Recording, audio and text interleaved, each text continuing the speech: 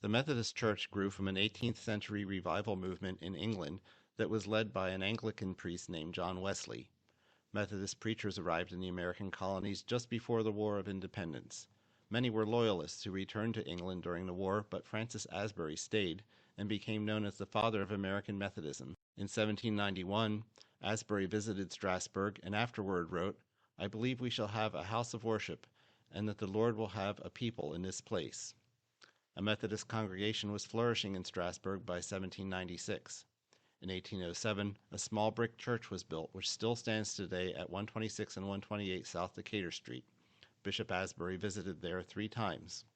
With a revival in the 1830s, the congregation outgrew the South Decatur Street building. William Stacy donated this lot of ground on West Main Street in 1839, and a new church was built here. Although the new church filled the immediate need, it was poorly designed and cheaply built. Within only 50 years, that church building had become dilapidated.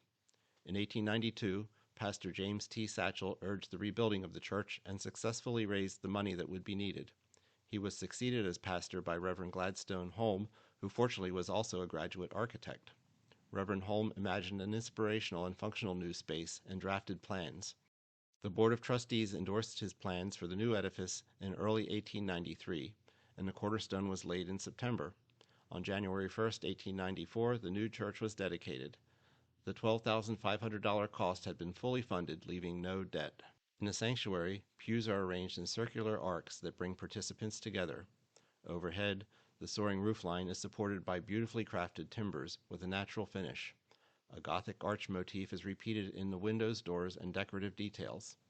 Many of the exquisite stained glass windows memorialize contributions of members.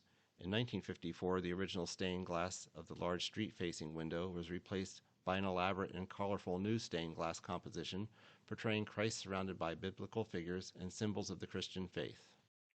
A parsonage was completed in 1925 to the east of the church, and an educational wing was added to the west of the building in 1962. After more than 130 years, the church continues to offer a sublime setting for the faithful to come together.